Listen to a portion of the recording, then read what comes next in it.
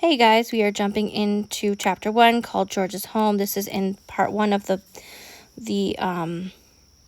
book.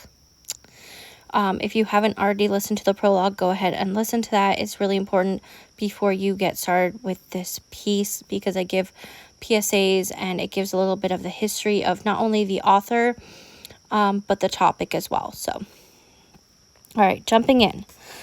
The Memphis I visited was very different from George's. Her orphanage or home, the local branch of the Tennessee's Children's Home Society, was long gone, replaced by a rectangular structure housing the offices of the Baptist Brotherhood. Surrounding it were similarly modern and graceless buildings like a Taco Bell, Radio Shack, and Payless Shoe Store, Mega Mart, and King Den's Hair Salon. There was little evidence of the beautiful shade trees that gave Poplar Avenue its name. But nearby side streets contained overly old homes with deep lots and gardens so lush they hushed the buzz of traffic. Ivy-scaled trees whose trunks were taller than the homes, pin oaks, pecans, sweet gums, snowflowers, yellow pines, dogwoods, sycamores, and arching over all elms that had escaped the disease that killed most of the others in the world. The air smelled of honeysuckle and pine. Actually, that sounds really good right now. So, as I sit outside reading to you guys. All right. This was the world in which Georgia lived. Her brick and stucco residence was on Stonewall Court, 2 blocks from the home. It still stands, and when I visited, was owned by an attorney and his wife who had been kind to adoptees who'd visited, seeking some link to their past. Sorry, I got interrupted. So, this attorney and his wife, were understanding, and I think that's a very nice thing to do. It's not owed to anyone. You know, I wouldn't go back to my old house and expect, or my old apartment and expect the people living there to be like, oh yeah, you can come in and see. Like, sure, some families do that, but I just wouldn't expect it, Had the man who had originally built this house asked to come see it, of course I would, because he sold it to us. He was the only owner. But if you're like, I don't know, I mean, I think it just depends on the people, right? Like, understanding it. You see what I'm saying? But I'm not going, if I ever plan to go to where I was born, right?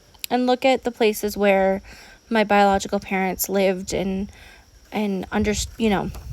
grew up, I'm not going to expect the people that live there to, give me a tour. Does that make sense? I can look at it from the outside and I could be told stories and stuff, but I don't need to go inside. That being said, my birth mother's family farm home became a museum, so I am actually allowed to go in, anyone could go inside. But I think that's a whole different, that's not usual. You see what I'm saying? It's just not usual. You see what I'm saying? I just don't think it's owed to anyone. I just think it's a very nice thing that these current owners were doing. I hope that makes sense. I feel like I went off on a tangent. I'm sorry, guys. Anyway, continuing on. Georgia's orphanage at the 1556 Poplar Avenue had been more imposing, 3 stories high, with a tile roof, columns, and spacious grounds sloping upward from the street. Inside, polished wood floors led to a filing room, a personal office, a private conference room for adoptive applicants, and George's office. The floor also shone in the formal reception room, which had 2 fireplaces and drapes of pale rose and blue. A small table bore a lamp with glass beads, whose facets sparkled in the sun, slanting through a window flanking a fireplace. Dahlias grew in urns on the wide front porch. The room upstairs were more plainly appointed, but they were clean and orderly, sterile in appearance if not in fact. Georgia considered appearances important, so her 3 nurseries were painted pink and equipped with white metal cribs decorated with pictures of teddy bears and sleeping babies. Her aides wore starched white uniforms and crisp nurse caps. But as one of her former employees told me, the women weren't nurses. The head caretaker tended infants while drunk, and the outfits worn by babies were viewed by prospective adoptive parents were strategically selected. Georgia reserved the most beautiful clothing for the quote-unquote bad apples, the plainest children who were hardest to sell. In the backyard of the home were swings, a sandbox, and a tall white picket fence. 2 of George's workers lived in an apartment over the garage. A cook and a gardener lived in the basement of the main building. All employees except the gardener and chauffeur were female. A former resident described the home as a quote-unquote kingdom run by women.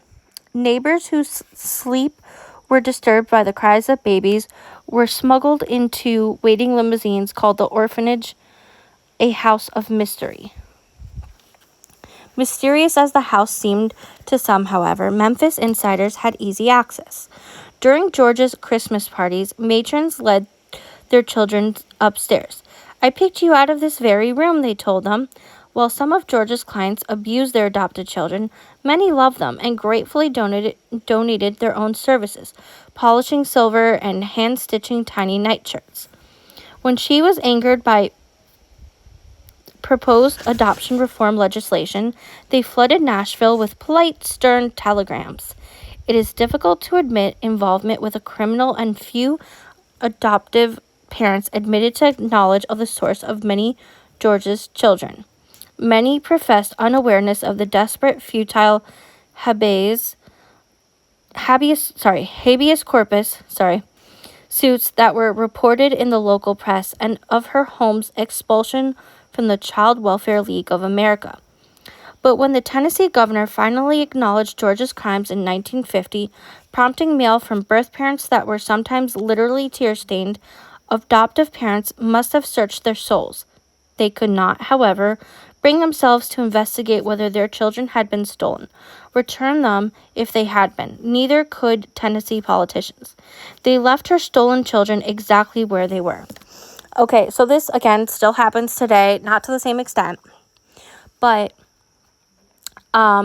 this is why when we talked about Lori Carangelo's Connecticut versus Carangelo that was supposed to be seen by the Supreme Court, they denied it because they thought that opening access to vital records would annul adoptions, which is completely untrue. But I think in part, first of all, a lot of the politicians themselves were not only getting money from Georgia Tan, but also were adoptive parents themselves, right? And these adoptive parents benefited from such a horrific situation, right? They may not have know all the details, right? They may have brushed it aside, but were they ever going to give up the child? Of course not. And this is why we say in the best interest of the child, people, I was talking to someone the other day, and, she's like, oh, what do you do? And I explained, I run this channel and I talk about adoption and stuff. And she's like, oh, a lot of women just don't want to be parents and they give up their children, or they're drug addicts. And I'm like, that's completely untrue. It's the statistics show otherwise, right? And also, just because you're an adoptive parent doesn't mean you can't also be a drug addict. It's like they purposely demonize birth mothers, specifically the mothers, not even the fathers, right? And it's like, how untrue. Do you guys really think that these women willingly go through 10 months of pregnancy, right? Wanting to just not parent their children. Now, that's not to say that there aren't, women who don't end up doing such things and are in DV situations or, using substances and are in the addiction throes, of course. But the reality is that majority are not that, and those women still deserve help and resources, right? Nobody is owed a child, right? And this woman, and she's very sweet. I've known her my entire life. She was like, oh yeah, like, adoption's great. Like, it really helps build families. I'm like,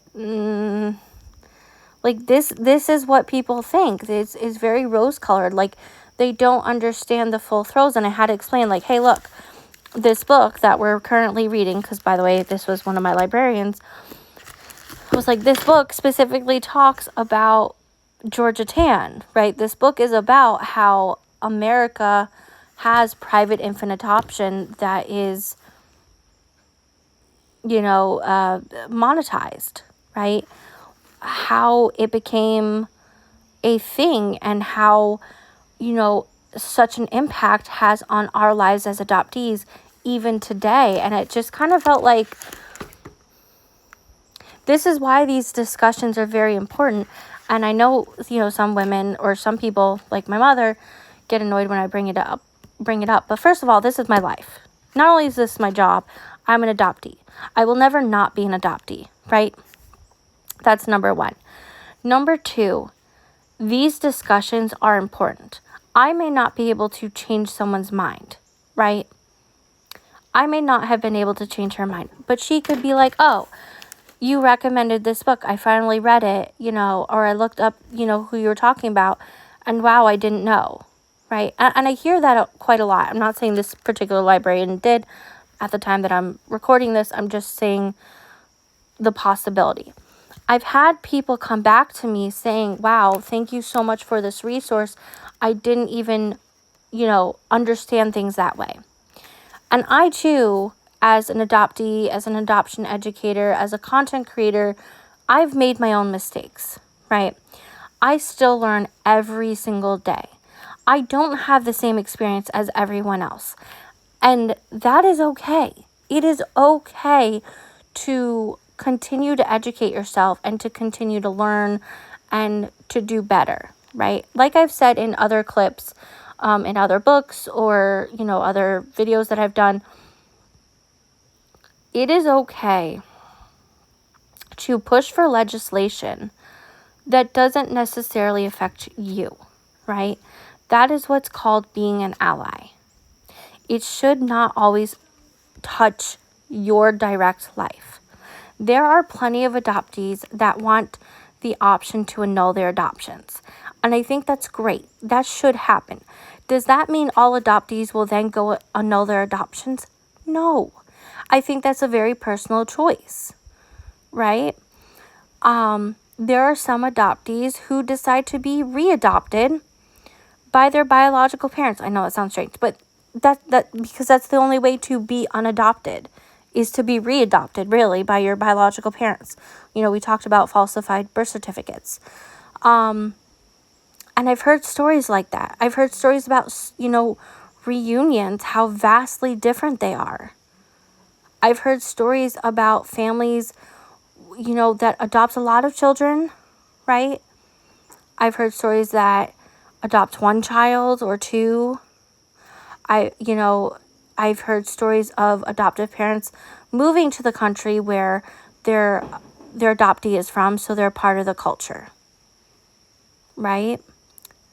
And we've had quite the opposite, where we've had, plenty of adoptive parents completely deny that their child was adopted. We see, adoptions where the child knows from the get-go and has a very open adoption, is very like co-parenting.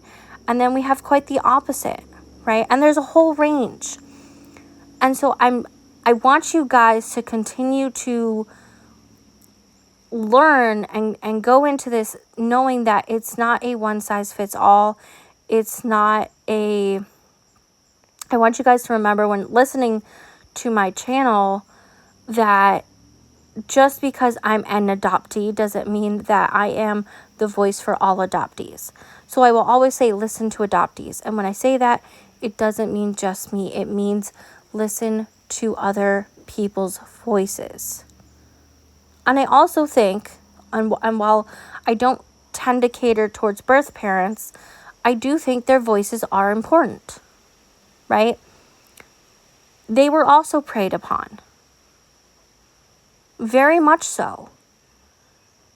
And I know that's complex for other adoptees to have that discussion and to separate themselves, but I think it's also important that we do take the moment to listen. Do I also think that birth parents should listen to adoptees and uplift our voices the most? Absolutely. Right? So I think it's a very complex topic and has lots of facets that we need to discuss. Anyway, that is the end of George's home, and we will continue on tomorrow.